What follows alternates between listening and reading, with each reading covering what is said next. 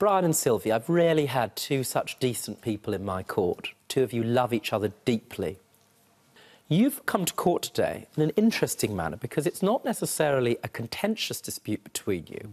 You've applied to the court seeking clarity, really, about the legal status of this loan. Now, it's a difficult situation. In nearly all circumstances where families lend each other money, on the face of it, what you would say in law, prima facie, on the face of it, there is no enforceable agreement because there's a lack of something called an intention to create legal relations. That means is brothers and sisters lend each other money. The court assumes that in circumstances where one or either party doesn't pay, you're not going to take each other to court.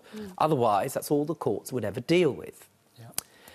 In this instance, the problem, Brian, is that you gave Sylvia money, no dispute about it, in circumstances where there was, even by your and her admission, zero clarity about when or how she would pay that money back.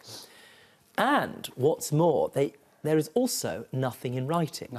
Now, in the circumstances, despite what I wish I could do here, the reality is you cannot persuade me in law, in my court or anybody else's, that that would constitute an enforceable agreement.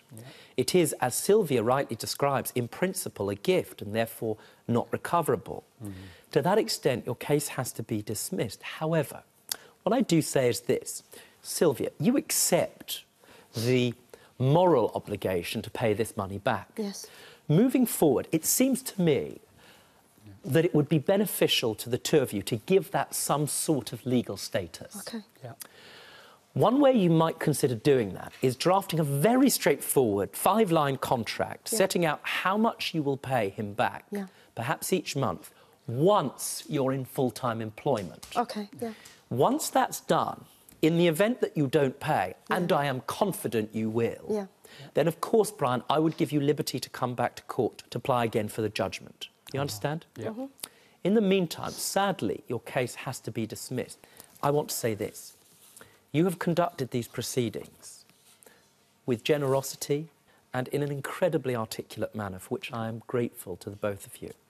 You've also demonstrated something very important, which is that family is worth a good deal more than money. Absolutely. And although the two of you aren't in serious dispute, it's worth from time to time reminding people about that.